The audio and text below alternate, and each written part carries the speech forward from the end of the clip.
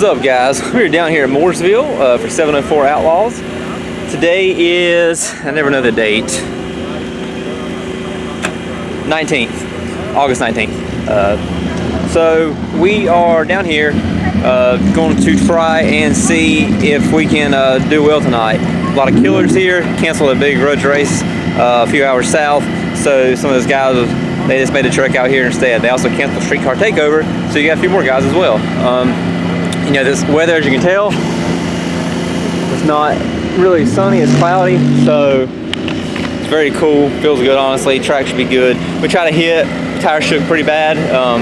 Most likely, there's a couple potential variables there. You know, we're still trying new stuff with the suspension, but I think this next round we should be good. Drivers meetings here 20 minutes, 15 minutes. And I'm gonna go up there and see who we draw, and I can figure out what I'm gonna do for a tune-up.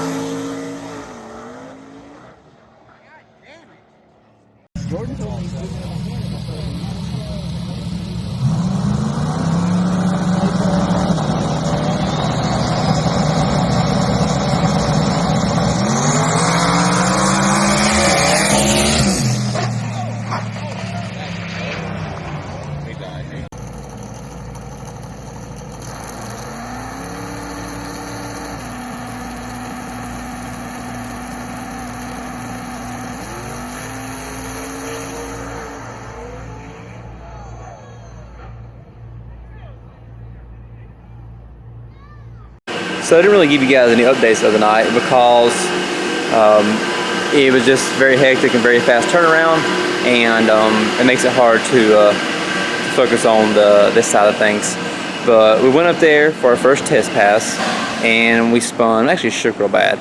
Came back, thought about some changes, made them, and also we just kind of thought about how we need to try applying the power and stuff like that. Play with tire pressure, suspension, a bunch of changes, a bunch of small stuff. Went out there, did that, and first round we had Mark Rogers, really fast mod motor car, but he's out with the new setup, figuring the bugs out. Ended up getting him. The track was very sketch.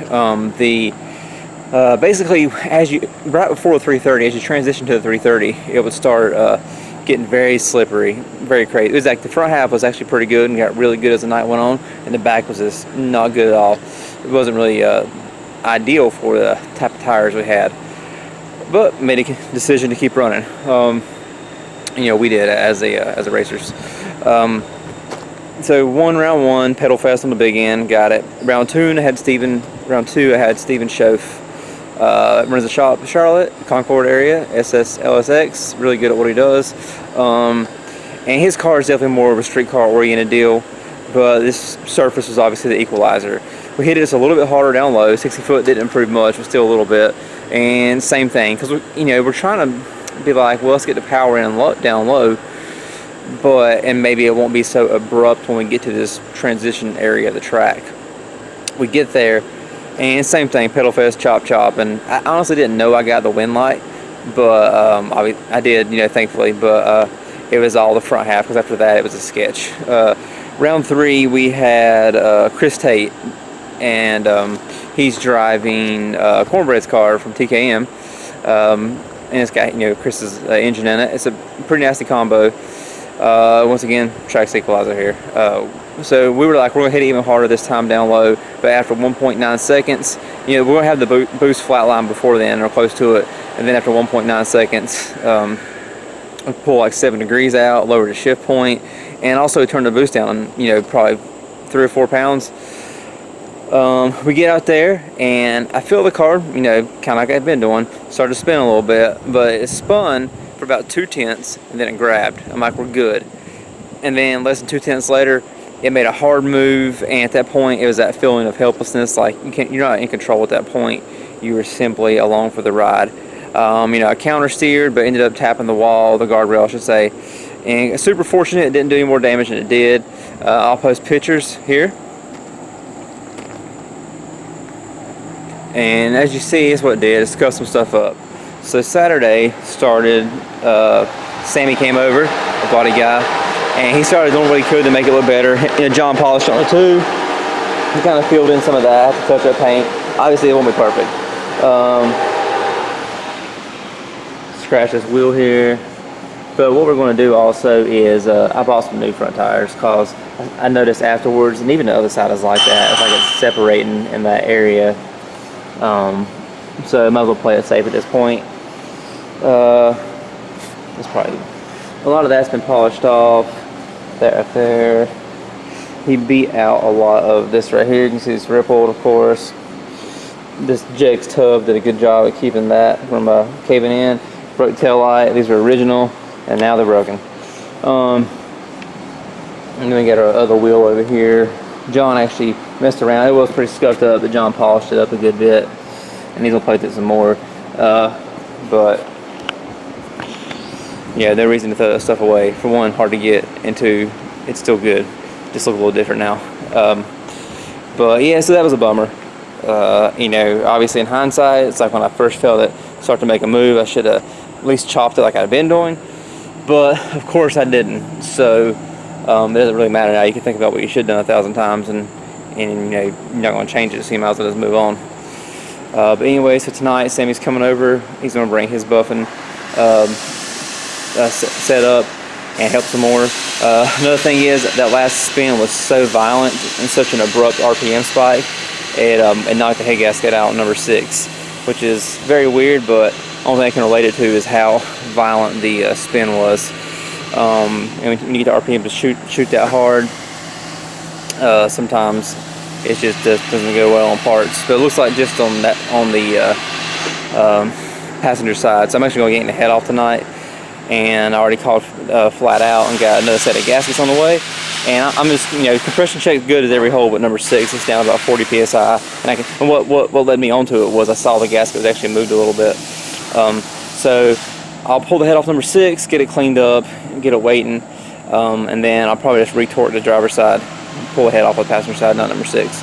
So it's one of those little things. It sucks, but unfortunately that is part of racing and the chance we take. And like I said, obviously on the track that sucked that what happened. They mentioned later that they had scraped it and didn't realize they didn't have some of the stuff to get the tack they needed on the big end.